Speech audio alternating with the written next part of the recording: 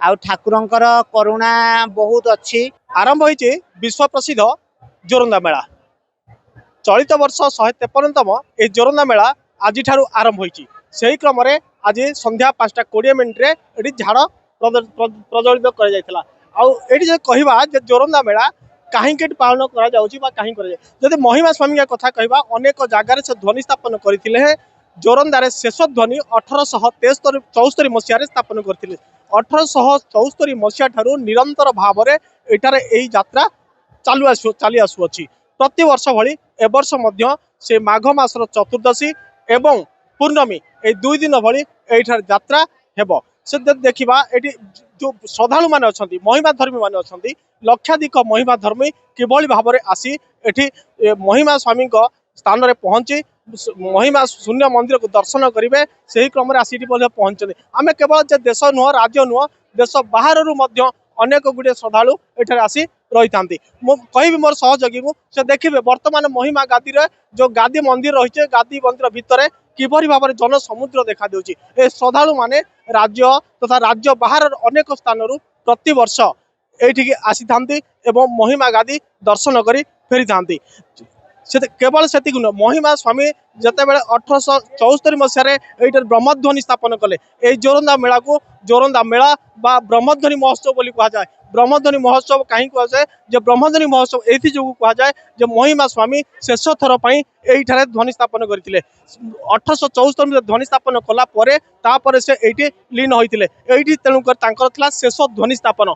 मु पचारि मोटे श्रद्धालु अच्छा भाई कौटू आसी आमे आसलु बड़म्बा बनमालीपुर आश्रम आसलु आमर प्रमोद बाबा से मुख्य अच्छा बाबा ये मेला बेलू समस्त को डाकिक आनती प्रभु विषय जानापी से डाकिक आन प्रभु गोटे कौन विश्वास रही आपन केते वर्ष आम गत 7-8 वर्ष है आसुचु प्रभुंर महिमा तो कही हेनी सेमती जेकोसी जिनटा अनुभव करेंगे जापारे ऑटोमेटिक अनुभव कर बहुत जिन अनुभव करूँ जोटा कि आम न पाइबा जिन जो पाई निश्चित जानवे प्रभुंर आशीर्वाद से मुख्य जिन आप शुणुले केवल श्रद्धालु कहते केवल प्रभुंर अनुभूति अनुभव करहब ताको कथार कही हेब ना। तेणु महिमा स्वामी जिते ये शेष थर पर लीन होते आउ जन सहयोगी पाखे अच्छा पचारि बुझा जे महिमा धर्म किपर भाव में प्रचारित हो हिंदू धर्म से कि गुरु महिमा लेख मु सुदूर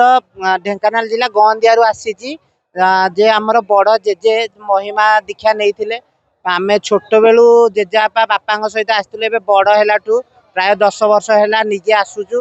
आउ ठाकुरंकर करुणा बहुत अच्छी जहाँकि आम जिले में जेहेतु विश्व प्रसिद्ध जो मेला अच्छी बाबांकर अच्छी ये आम गर्व करूँ। आउ सबु वर्ष भली ए वर्ष बहुत लक्षाधिक भक्तंकर समागम होइछि।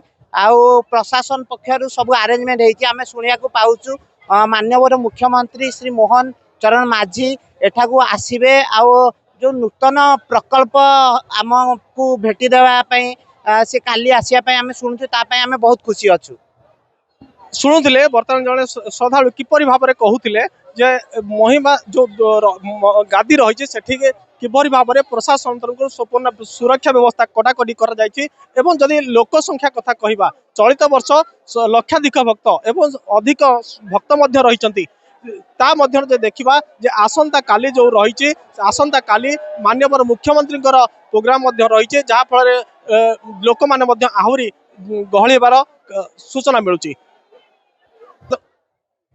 ढेंकानाल बादल महांती का रिपोर्ट अर्गस न्यूज।